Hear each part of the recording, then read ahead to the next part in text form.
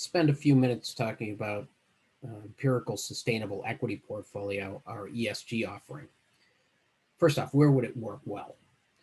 It works well in up markets and historically has protected even better in down markets because of all the risk controls you'll see in a moment.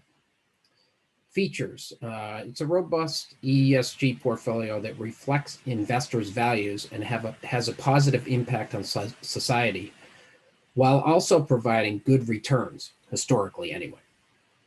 Benefits. Strong up and down capture ratios. It participates in up markets and provides some protection in down markets. Again, you'll see that in a moment. And where might you fit this in? A large cap core sleeve, even a large cap value sleeve, and certainly any place somebody's looking for an ESG sleeve. The portfolio itself, it's something we saw this trend early. ESG or SRI, which used to be socially responsible investing, morphed into ESG, environmental social governance. All the rage, lots of interest and appetite in the marketplace for this. People want to do well by the world, if you will. What we recognized, though, is that it was very difficult to get performance along with doing good things for the world in your investment portfolios. And we wanted to cross the bridge and provide for both. So we built a process that addresses both of those issues. Let me lay it out here for you, and we'll just talk you through it quickly. In blue, this is how we make sure we're ESG friendly. Our universe is the S&P 500. We run every name through 20 plus exclusionary screens: tobacco, firearms, thermal coal, things like that. Getting rid of the bad actors. Then we run the remaining names through 26 key performance indicators, KPIs. They're individually scored, combined. There's a total ranking that takes place. So what are we doing? Getting the best of those remaining. So again, got rid of the bad actors, got the best of those remaining. We take the top 200 stocks. Now we know from that list we can develop an ESG-friendly portfolio. On the left, on a parallel path in yellow, you'll see that we work on getting, this is where we work on getting performance. Same universe, we run it through an alpha source screening process. How does that work? We find the stocks that have delivered alpha, excess performance, adjusted for risk, versus the S&P, the universe, and straight up absolute excess performance as well. So they've outperformed. And then what we do is we find the factors that are prevalent in those stocks. Here's an idea of how we do it. We have 36 different factors, about half are fundamental, half are risk-based. And what we're trying to do is find, the characteristics that are prevalent in the stocks that have worked in the last year. In other words, what does Wall Street care about today? And although that changes, it's not a revolution, it's an evolution. It changes over time, kind of slowly. So we go through a quarterly rebalance to make sure we're catching on to whatever Wall Street's changing to. In one period of time, it might be return on equity that they care about, and then it might be momentum over time. It might shift. Again, knowing that's very important. Once we know that, what we're able to do is go back. You'll see the third box down on the left. Go back to the S&P 500. Now we know those factors. We just rescreen the S&P looking for stocks that have those 8 to 10 factors, and take the top 200 stocks that have the best combination of those.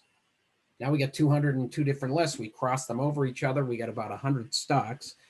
And from there, what we do simply is to weight the portfolios. We optimize it through a higher moment risk optimizer, which looks past just standard deviation and beta and the efficient frontier. We're looking at tail event risk in the left tail. In other words, when times get really tough in the marketplace, how do these stocks act and interact with each other? And that's really important to the way we build this portfolio, to take risk out of the portfolio in those really disastrous times. Approximately 50 stocks every quarter end up in the portfolio. It's anywhere from 35 to 75 is what we've seen since 2014. And to give you an idea what those names might look like, this is an actual portfolio from the second quarter of 2020. Probably a lot of names you recognize. The difference maker is really not in the names, it's in the performance, going all the way back to 2014. So last year, you can see excess performance versus our benchmark, the S&P 500, and also the S&P 500 value, because we tend to have that tilt, not always. So we get compared there a lot by institutions. But the 1, 3, 5, and since inception, you'll see excess performance versus both of those. And more importantly to us is we work really hard on risk control.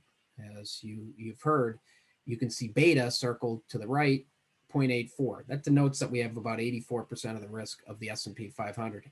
At the same time, we're outperforming, leaving us with lots of alpha on the right, over 3%. Anything over 1 is obviously very strong.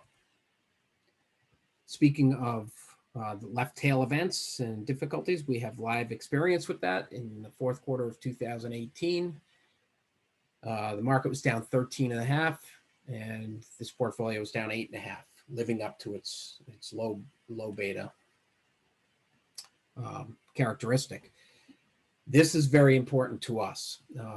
Many ESG funds really screen in FANG stocks positively and have gotten a lot of their performance from the FANG stocks. And that's not the case with sustainable equity. We currently and over time have had essentially no exposure to the FANG stocks, whereas if you see to the right, the top 8 Barron's funds ranked for ESG mandates out of hundreds have over 20% of their holdings on average in those FANG stocks, which is becoming a difficult environment for them. And they're beginning to suffer on the performance front, at least most of these, and specifically these top 8, because of FANG taking it in the teeth a little bit. Now, over time, since 2000, well, the last 5 years, is the annualized returns have not suffered at all. It's with sustainable equity, topping the Barron's top ranked 8 funds, ESG funds, with lower beta and a higher alpha. So really what we're offering here is something that is not a tech fund in disguise like those others. It's a great diversifier versus those. And it's great to use in combination with some of those other funds that people are using.